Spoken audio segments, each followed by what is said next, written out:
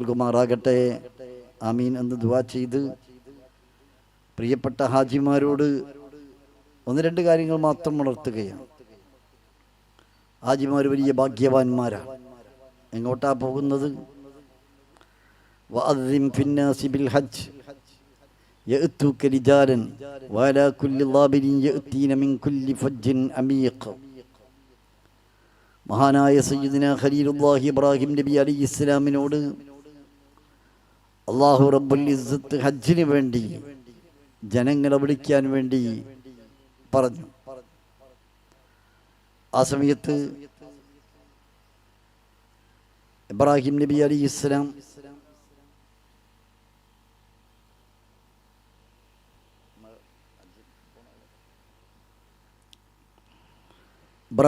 അലൈഹിസ്സലാം ലോകത്തുള്ള മുഴുവൻ ജനങ്ങളെയും എങ്ങനെ വിളിച്ചു കേൾപ്പിക്കും?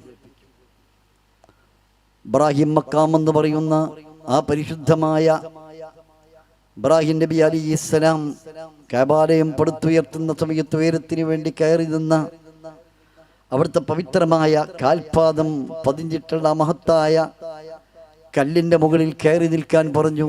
ഇബ്രാഹിം നബി അലൈഹിസ്സലാം ആ കല്ലിൻ്റെ മുകളിൽ കയറി നിന്നപ്പോൾ ആ കല്ല് ഹിമാലയം കണക്കിന് ഉത്തുംഗ ശിഖരത്തിലേക്ക് ഉയരുകയും ആ കല്ലിൻ്റെ ഉയർന്ന ഉത്തുംഗ ശിഖരത്തിൽ വെച്ച് ഖലീലുല്ലാഹി ഇബ്രാഹിം നബി അലൈഹിസ്സലാം വിളിച്ചു പറഞ്ഞു, ഓ ജനങ്ങളെ, അള്ളാഹു ഇതാ നിങ്ങൾക്കായൊരു ഭവനമുണ്ടാക്കിയിട്ടുണ്ട്, അവിടെ വന്ന് ഹജ്ജ് ചെയ്യാൻ അള്ളാഹു നിങ്ങളെല്ലാവരെയും ക്ഷണിക്കുന്നുണ്ട് എന്ന് വിളിച്ചു പറഞ്ഞപ്പോൾ ആ വിളി ലോകത്തിൻ്റെ നാനാഭാഗങ്ങളിലുമുള്ള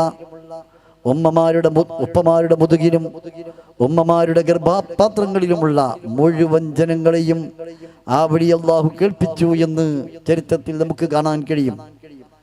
ആ കേട്ട മുഴുവൻ ആളുകളും ആ വിളിക്ക് ഉത്തരം നൽകി. ചിലർ ഒരു വട്ടം ഉത്തരം നൽകി, ചിലർ 2 വട്ടം ഉത്തരം നൽകി, ചിലർ പലവട്ടം ഉത്തരം നൽകി.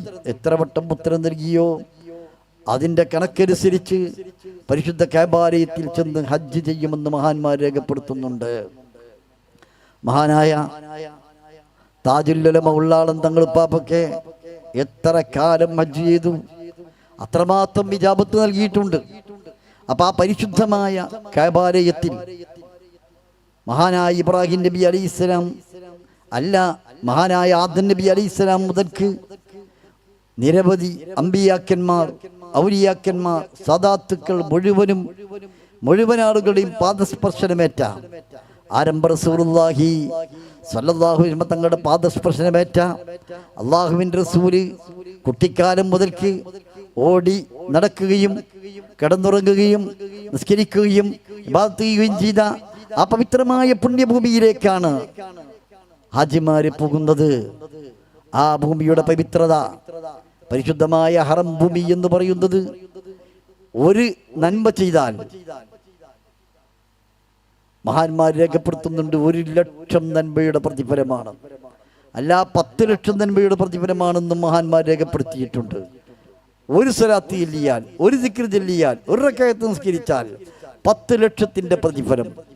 1 രൂപ, 1 റിയാൽ സദഖ ചെയ്താൽ 10 ലക്ഷം റിയാൽ സദഖ ചെയ്യുന്ന പ്രതിഫലം. ഇങ്ങനെ വലിയ വലിയ പ്രതിഫലങ്ങൾ വാരിക്കോരി കൂട്ടാൻ പറ്റിയ വളരെ പരിശുദ്ധമായ യാത്രയാണ് ഈ ഹജ്ജ് യാത്ര എന്ന് ഹാജിമാർ മനസ്സിലാക്കണം. ആ പരിശുദ്ധ ഭൂമിയിലേക്ക് എത്തിയാൽ അള്ളാഹു പവിത്രത കൂട്ടി.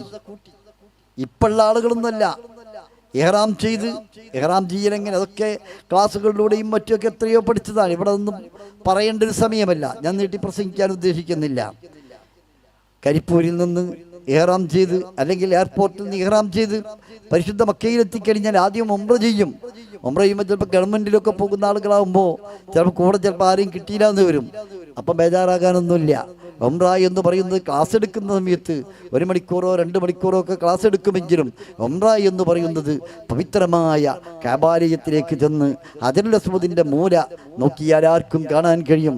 തെക്ക് കിഴക്ക് മൂലയിലാണ് ഹജറുൽ അസ്വദ് ഉള്ളത്.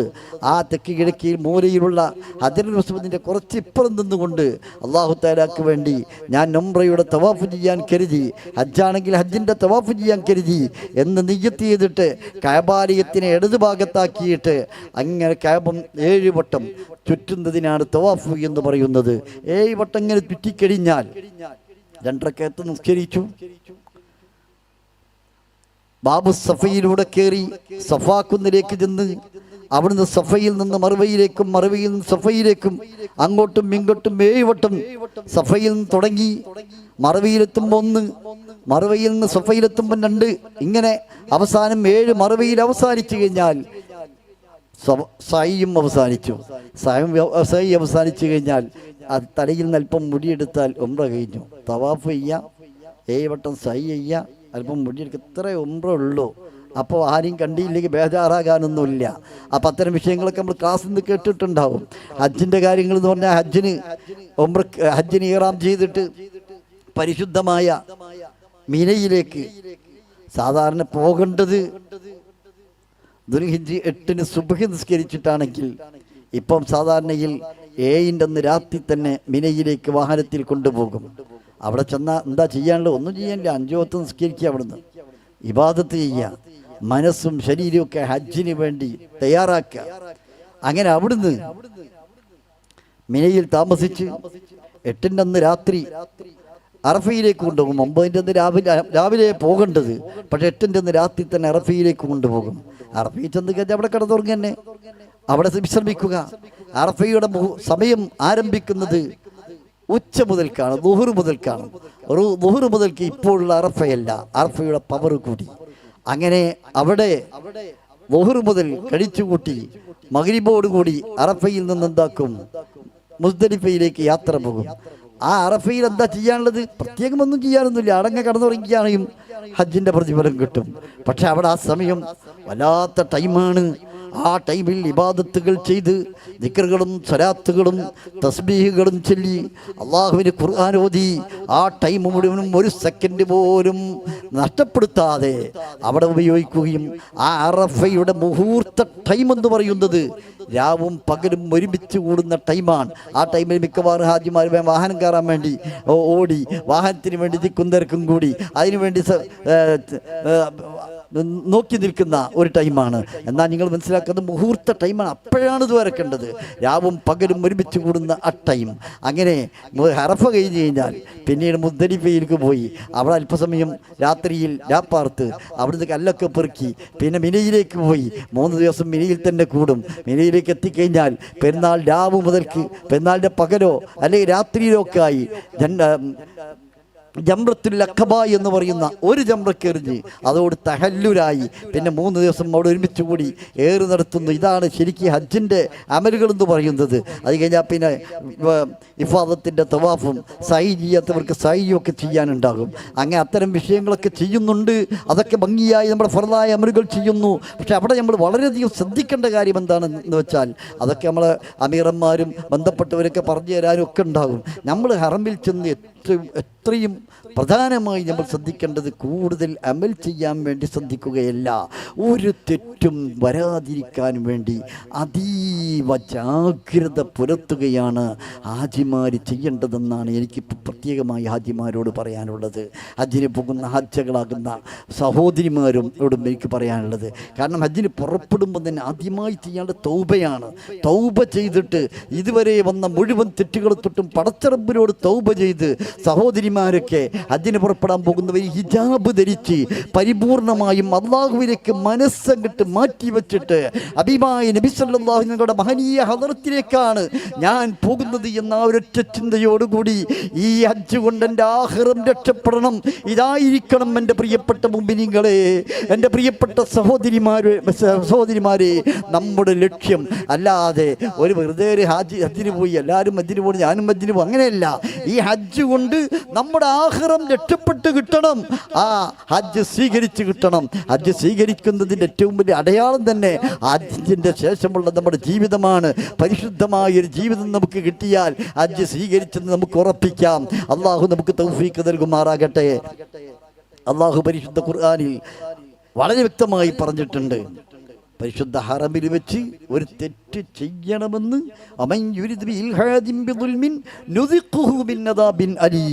തെറ്റ് ചെയ്യണമെന്ന് ഉദ്ദേശിച്ചു പോയാൽ മതി, വലിയ ശിക്ഷയാണെന്നാണ്.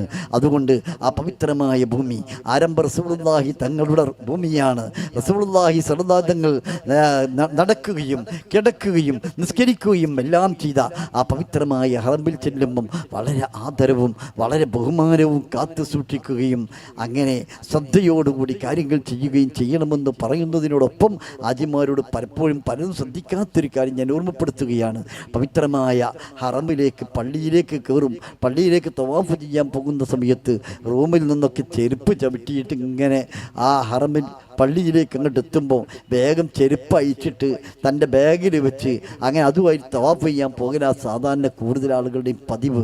അവിടെ ഈ പോകുന്ന എൻ്റെ പ്രിയപ്പെട്ട ഹാജിമാരോട് ഞാൻ ഓർമ്മപ്പെടുത്തുകയാണ്, നിങ്ങളുടെ ചെരുപ്പിൻ്റെ അടിയിൽ നജസ് ഉണ്ടായിട്ടില്ല, നജസ് ഇല്ല എന്ന് നിങ്ങൾ ഉറപ്പ് വരുത്തണം.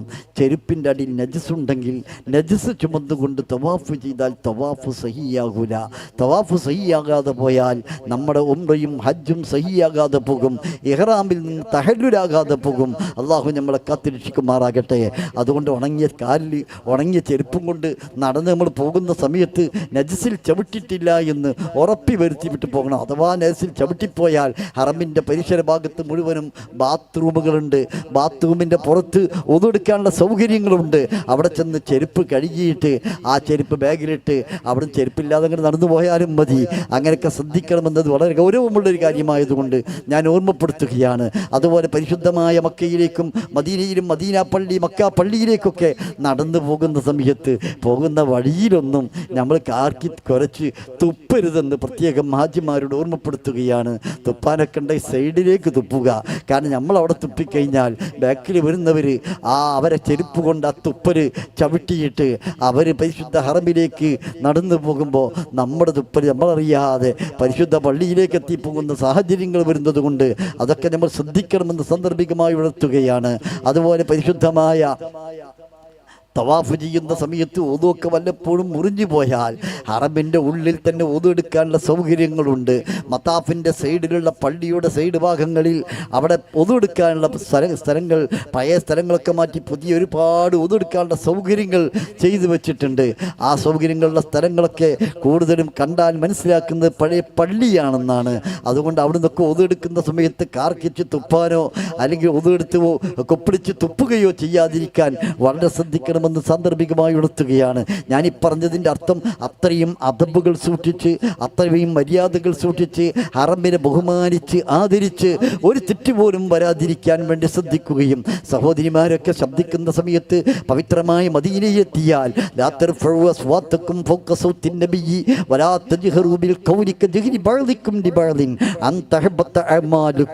നിങ്ങൾ സാധാരണയിൽ സംസാരിക്കാറുള്ളത് പോലെ നിങ്ങൾ അള്ളാഹുവിൻ്റെ റസൂലിന്റെ മുന്നിൽ വെച്ച് ഉച്ചത്തിൽ സംസാരിക്കരുത് എന്ന് പരിശുദ്ധ ഖുർആൻ പറഞ്ഞിട്ടുണ്ട്. അങ്ങനെ സംസാരിച്ച് പോയാൽ നിങ്ങൾ അറിയാത്ത നിരക്ക് നിങ്ങളുടെ അമൽ പൊടിഞ്ഞു പോകുമെന്നാണ് അള്ളാഹു പറഞ്ഞത്. അതുകൊണ്ട് മദീനയിൽ വെച്ചൊക്കെ സംസാരിക്കുമ്പം ശബ്ദങ്ങൾ താഴ്ത്തിയിട്ടേ സംസാരിക്കാൻ പറ്റുള്ളൂ. ഇന്നല്ലദീന യഗുദ്ദൂന അസ്വാത്തഹും ഇൻദ റസൂലില്ലാഹി ഉലൈകല്ലദീന തഹനല്ലാഹു ഖുലൂബുഹും ലിത്തഖ്വ. പരിശുദ്ധ ഖുർആൻ പറഞ്ഞു, ആരംഭ റസൂലുള്ളാഹിന്റെ മുന്നിൽ വെച്ച് ശബ്ദം വിഴുങ്ങുന്നവർ, ശബ്ദം പുറത്തോട്ട് വരാൻ ഉച്ചത്തിൽ സംസാരിക്കാതെ ശബ്ദത്തിന് വിഴുങ്ങുന്നവർ, അവരുലായിക്കല്ലദീന തഹനല്ലാഹു ഖുലൂബുഹും ലിത്തഖ്വ, തഖ്വക്ക് വേണ്ടി അവരുടെ ഹൃദയത്തിൽ അല്ലാഹു സെലക്ട് ചെയ്ത മഹത്തുക്കളാണ് അവര് എന്ന് പരിശുദ്ധ ഖുർആൻ പറഞ്ഞിട്ടുണ്ട്. അപ്പോൾ അവിടെ വെച്ച് ശബ്ദങ്ങൾ ഉയർത്താതെ വളരെ സൂക്ഷിച്ച് ആരംഭ റസൂലുള്ളാഹി തങ്ങൾ നമ്മെ കാണുന്നുണ്ട്, ഇവിടുന്നും കാണുന്നില്ല എവിടുന്നും കാണും. വസയറല്ലാഹു അമരക്കും റസൂലുഹു ഹയാത്തി ഖൈറുൽ ലക്കും വമമാത്തി ഖൈറുൽ ലക്കും ഫസതുറദു അലിയ അമാലുക്കും. ആരംഭ റസൂലുള്ളാഹി സ്വല്ലല്ലാഹു അലൈഹി വസല്ലം പറഞ്ഞിട്ടുണ്ട്, നിങ്ങൾ ചെയ്യുന്ന മുഴുവൻ അമലുകളും എൻ്റെ മേൽ വെളിവാക്കപ്പെടും. അതുകൊണ്ട് നിങ്ങൾ ചെയ്യുന്ന അമലുകളിൽ വെച്ച് ഖൈറിനെ ഞാൻ എത്തിച്ചാൽ ഹമിത്തുല്ലാ, ഞാൻ അല്ലാഹുവിനെ സ്തുതിക്കും. ഖൈർ അല്ലാത്തതിന് ഞാൻ എത്തിച്ചാൽ ഇസ്തഗ്ഫർതുല്ലാഹ ലക്കും, നിങ്ങൾക്ക് വേണ്ടി ഞാൻ പൊറുക്കലിനെ തേടുമെന്നും ഞാൻ വിഷമിക്കുമെന്നും മറ്റൊരു ഹദീസിൽ വന്നിട്ടുണ്ട്. അതുകൊണ്ട് എൻ്റെ പ്രിയപ്പെട്ട സഹോദരിമാരെ സഹോദരങ്ങളെ, പവിത്രമായ മക്കയിലെത്തിക്കഴിഞ്ഞാൽ പവിത്രമായ മദീനത്തിലെത്തിക്കഴിഞ്ഞാൽ പ്രത്യേകിച്ച് ഒരു തെറ്റുകളും വരാതിരിക്കാൻ ശ്രദ്ധിക്കണം. നന്മകൾക്ക് ലക്ഷങ്ങളുടെ പ്രതിഫലമുള്ളതുപോലെ തിന്മകൾക്ക് ലക്ഷങ്ങളുടെ കുറ്റമുണ്ട്, ശിക്ഷയുണ്ട് എന്ന് മഹാന്മാരവർ കിതാബുകൾ രേഖപ്പെടുത്തിയിട്ടുണ്ട്. ലക്ഷങ്ങൾ മുടക്കിയിട്ട് പരിശുദ്ധമായ ഹറമയിൽ ചെന്ന് കുറ്റങ്ങളുടെ ഭാണ്ഡങ്ങളും പേറി നാട്ടിലേക്ക് തിരിച്ചു വരേണ്ട സാഹചര്യം അള്ളാഹു നമ്മുടെ ഹാജിമാർക്കാർക്കും തരാതിരിക്കട്ടെ.